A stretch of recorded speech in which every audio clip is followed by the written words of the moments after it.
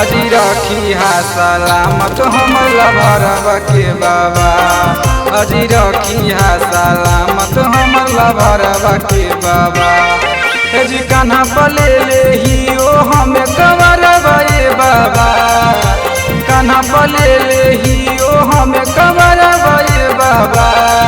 अजी रखी हा सलामत हमला भरवा के बाबा।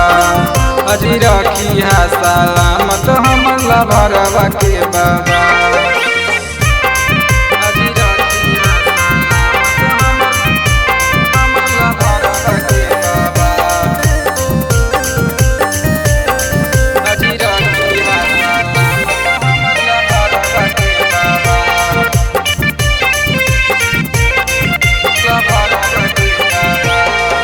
अजी भांग चढ़ाइबो धतुर चढ़ाइबो औरी बेल पाता जी। पावे खातिर पगली के हम ठेकबो शरण में माथा जी। अजी भांग चढ़ाइबो धतुर चढ़ाइबो औरी बेल पाता जी। पावे खातिर पगली के हम ठेकबो शरण में माथा जी। जल भरी के चढ़बो सुइया पहाड़वा ए बाबा। जल भरी के चढ़बो सुइया पहाड़वा ए बाबा। अजी रखी हा सलामत हमला भरवा के बाबा। अजी रखी हा सलामत हमला भरवा के बाबा। अजी रखी हा सलामत हमला भरवा के बाबा।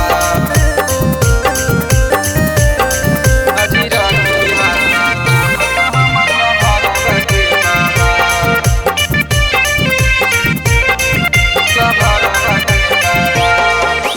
देवो के देव हाथो बाबा भोले दानी जी। जोड़ी दोनों के बनल रहे ये चाहतानी जी। देवो के देव हाथो बाबा भोले दानी जी। जोड़ी दोनों के बनल रहे ये चाहतानी जी। संतोष प्रेमी पफेरा अपन नजरवा ए बाबा। रोहित राज पफेरा अपन नजरवा ए बाबा।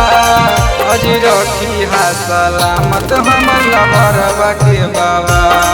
अजी रखी हा सलामत हमला भरवा के बाबा।